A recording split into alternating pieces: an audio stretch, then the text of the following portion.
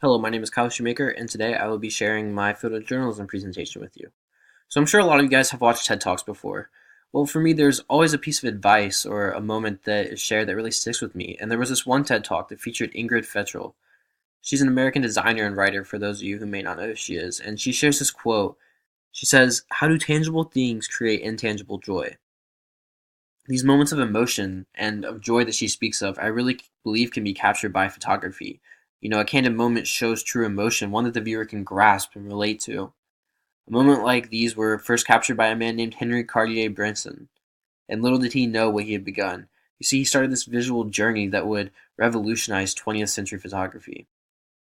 Now, before we jump into his spontaneous style of photography and photos, let me share some of his background with you.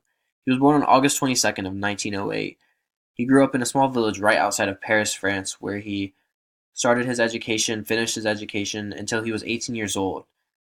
Now, fast forward to him being 18 in 1926, he studied painting under André Let, who was a very well known painter of that time in France. And he learned a lot of lifelong lessons from him, and this is where his passion really started and blossomed from for the arts. He takes his first photographs with his tiny Leica 35mm camera in 1929, right before he begins attending the University of Cambridge, where he studied literature and painting. In 1931, this was a real turning point for Henry. He discovers a photograph in an arts magazine and decides to, devote his entire life to capturing these candid moments that he loves.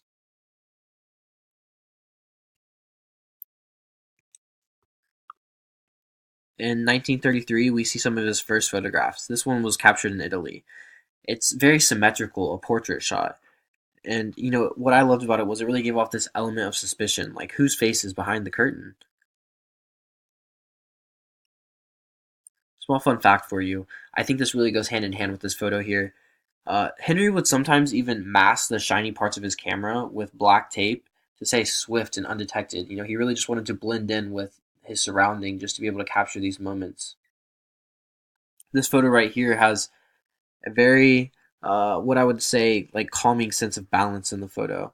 He kind of has an odd mood to it with these faces that are on the sign behind him. But for all we know, Henry could have been standing here for hours waiting for the perfect time to take this photo, and this is what he would have called the decisive moment.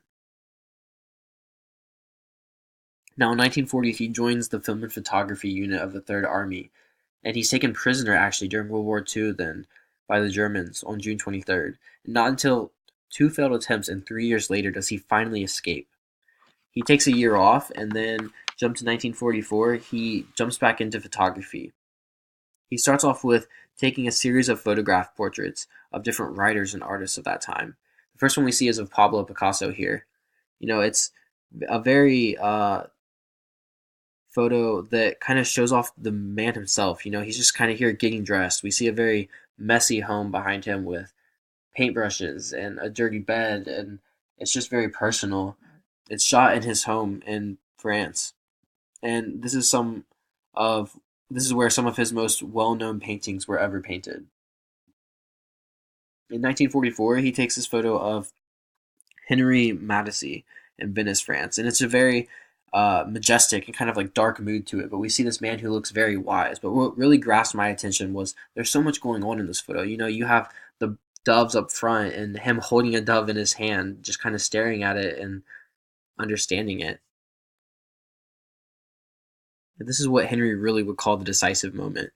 When he refers to this, he means capturing an event or a spontaneous style where the image represents the essence of everything surrounding it. In 1964, he takes his photo of Coco Chanel where he captures her personality so well, I think. She's so classy and elegant here. We see the reflection of the chandelier and the mirror. It's a very balanced photo with the lights and darks of the photo, and it's exposed so well. In 1969, he takes this landscape shot that really stood out to me. It just kind of just gives off this vibe of the ease of life, and we see everything that's going on here. But what really stood out to me as well was notice how everyone is having a conversation. They're very intrigued with the person they're with these three sets of people here. It's very peaceful. In this last shot here, we see Henry taking a photo of this couple on a train in Romania. It's a very dark and moody photo, but Henry has this quote, and it goes with this photo so well, I think. He says, "Your eye must see a composition or an expression that life itself offers you, and you must know with intuition when to click the camera." In 2004, Henri Cartier-Bresson died peacefully in France. He did so much in his life. He traveled across the world capturing these moments, and he wrote a book called The Decisive Moment. He directed a film, and he was the founder of one of the most prestigious photography agencies. But I really believe the New York Times said it best when they said, "Henry shaped modern street photography and set the stage for hundreds of photojournalists to bring the world into living rooms of people." Thank you.